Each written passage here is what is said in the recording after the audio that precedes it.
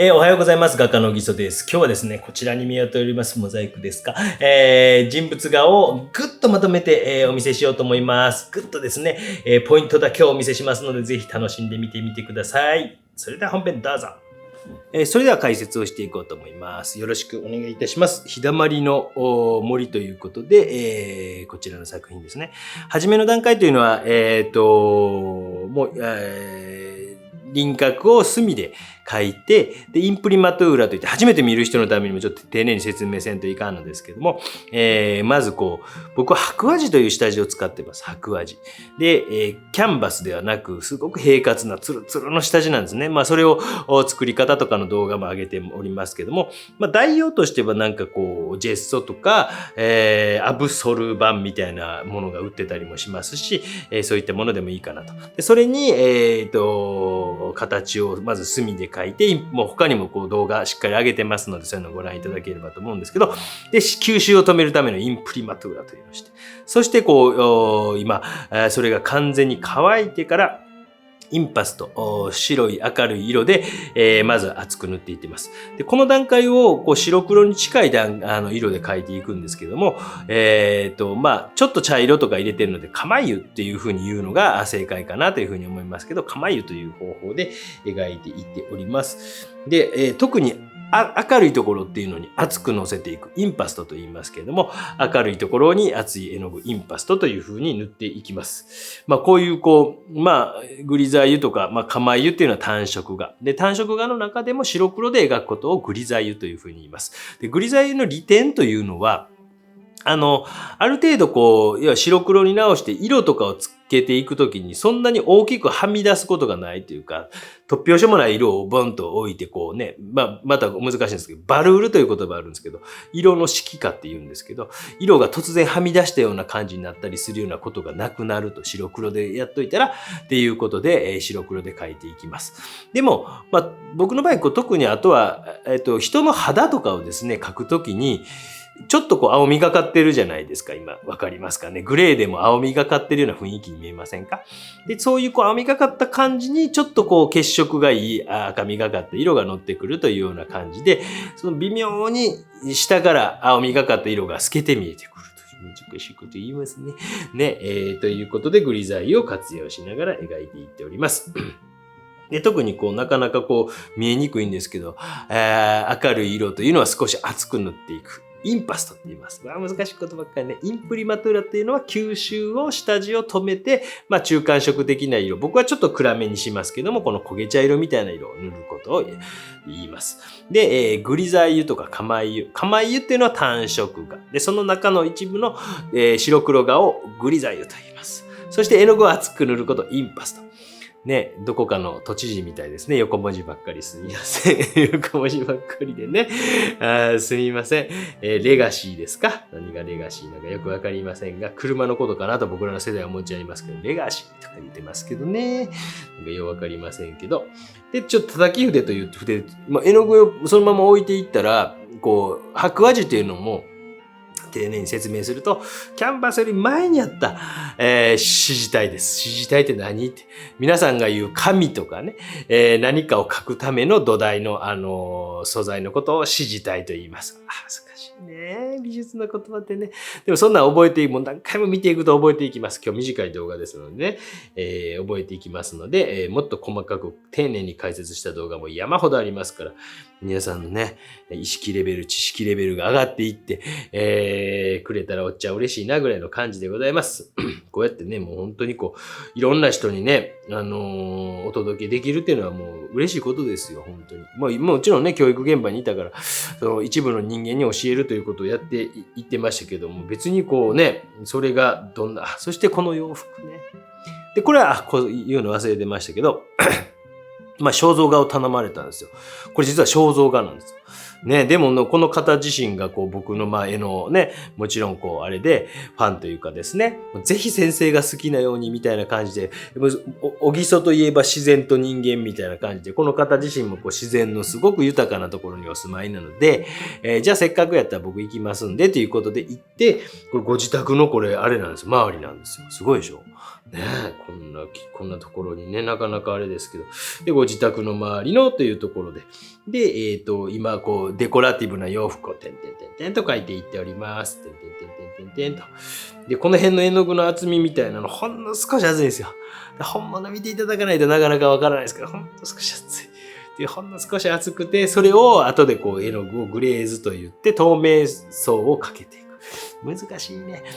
いわゆるレイヤーちゃうな、レイヤー、なんかこう、透明の、難しい。どう言ったらいいんかな難しいな。透明の絵の具をね、かけていくっていう感じの作業をしていくと、その少しの音、これ、今完全に乾いてからこれ紫色塗ってます。僕はよくこのコバルトバイオレットっていうのを塗るんですよ。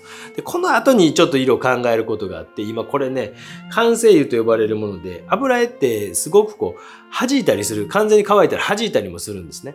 で、油絵って、基本的には、乾かしながら描きましょうってよく教わるんですよ。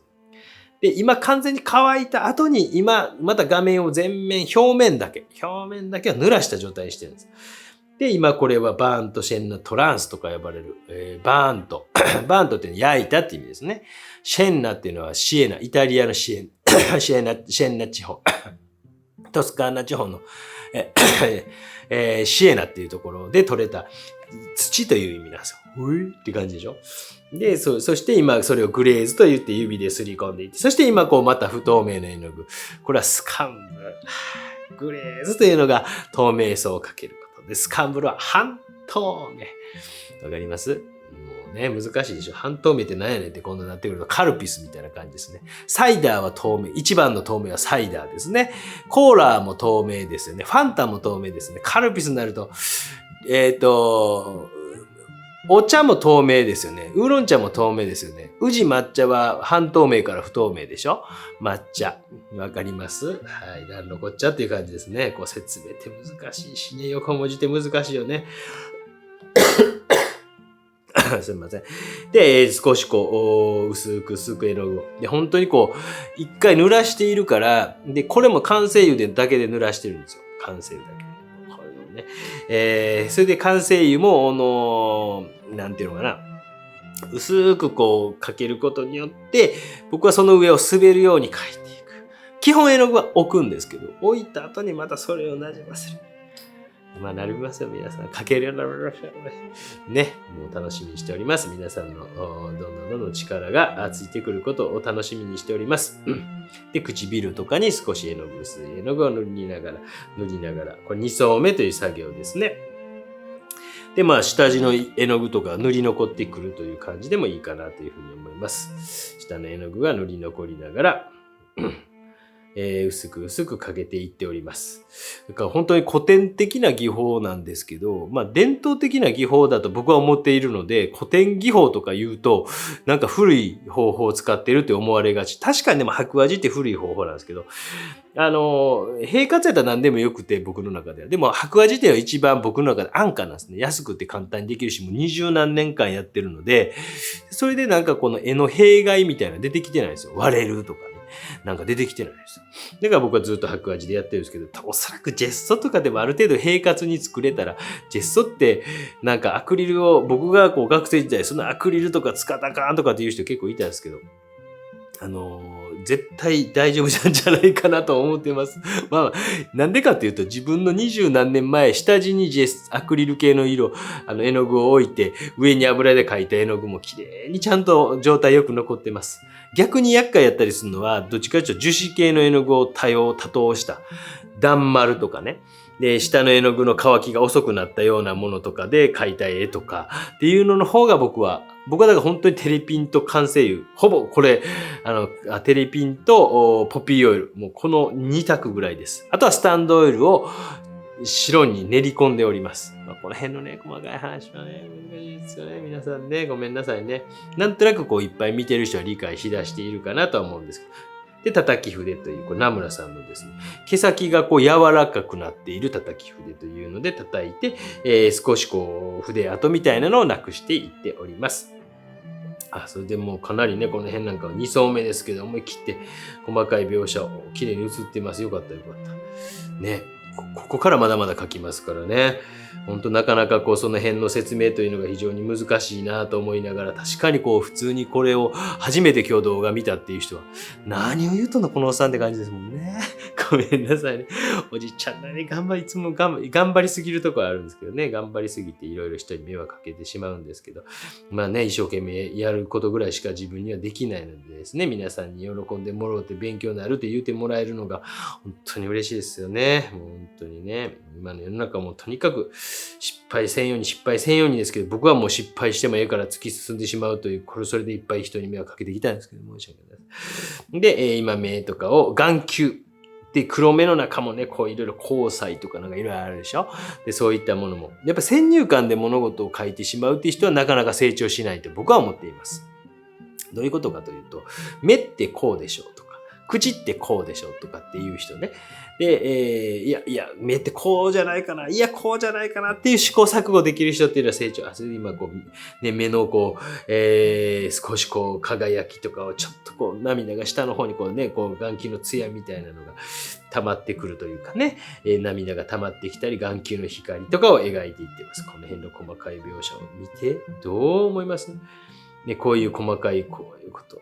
眼球の僕なんかね、若い頃タバコをブカブカ吸ってたから目ん玉黄色になってますけどね、羨ましいですよね。なんかね、綺麗な白目とか羨ましいなと。そして絵の具をクッとね、少し厚く塗っていたりとか、この辺とか少し厚く塗っていたりとか。まあこれうまくいったなと思うのはちょっと引きで見せんとあれなんですけど、洋服のところとかに当たってる光とか、手のところに当たってる光とかって、日だまりの森っていう風にしたのかな、題名ね。本当にこう光当たってる影になってるとかっていうところがうまくいった作品なんかなと思います。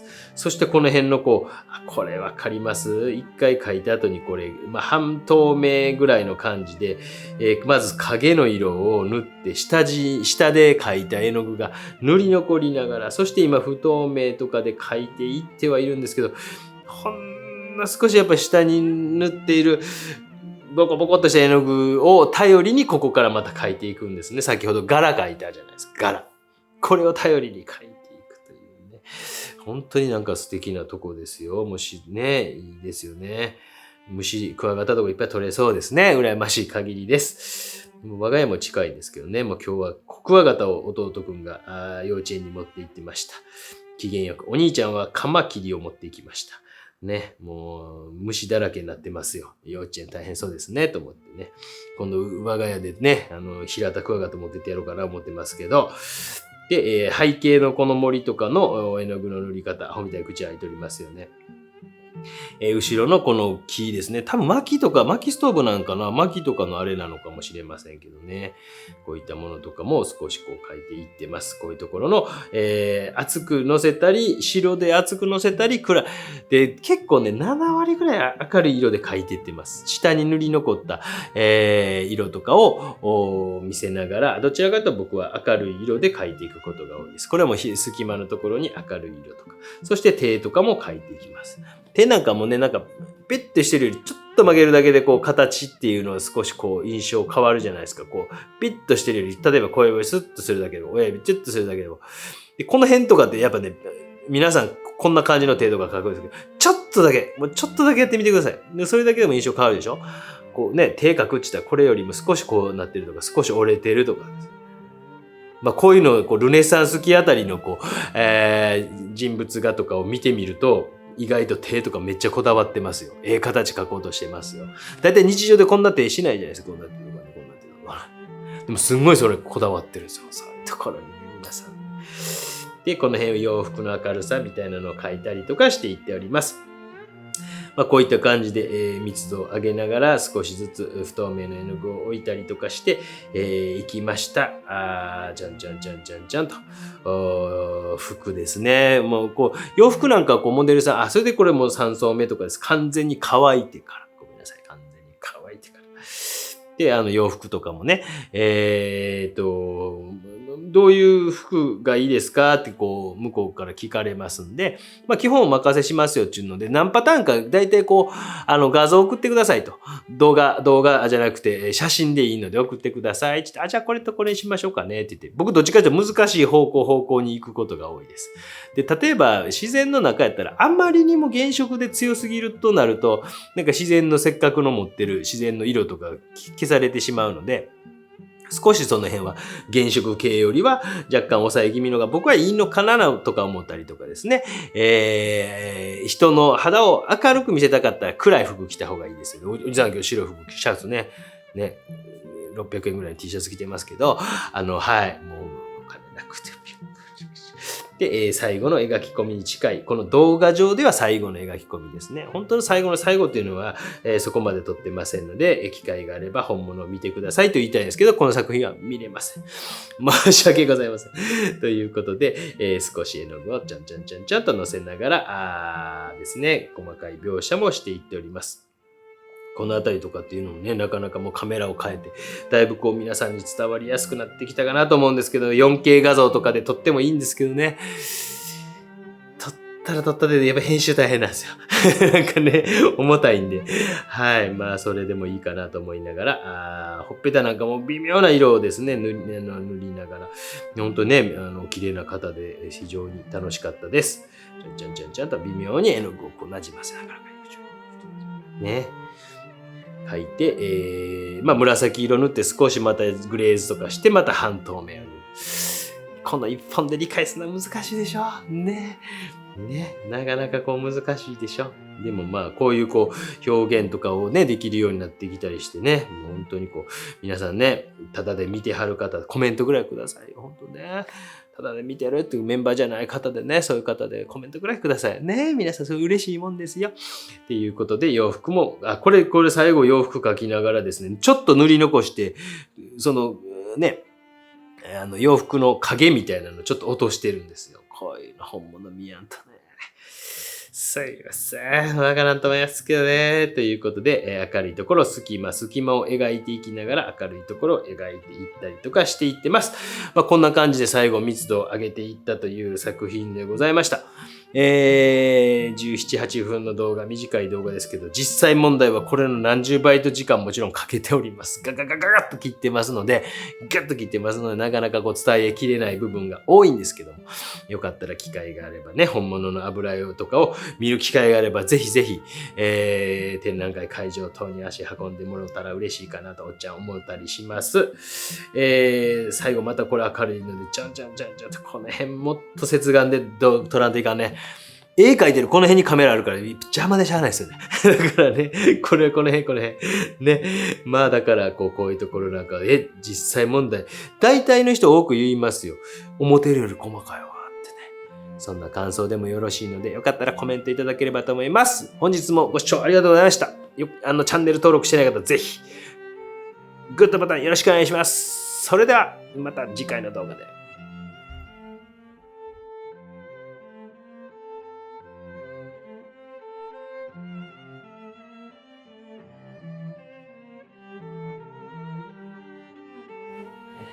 ご視聴ありがとうございました。どうだったでしょうかね、こういう洋服とかね、もう描けへんわーという感じですか？ぐちゅと描いているっていう感じを描けへんわーという感じかもしれませんけど、こういった作品ですね、もう描いております。本日もご視聴ありがとうございました。この動画面白かったという方、ぜひコメントいただければと思います。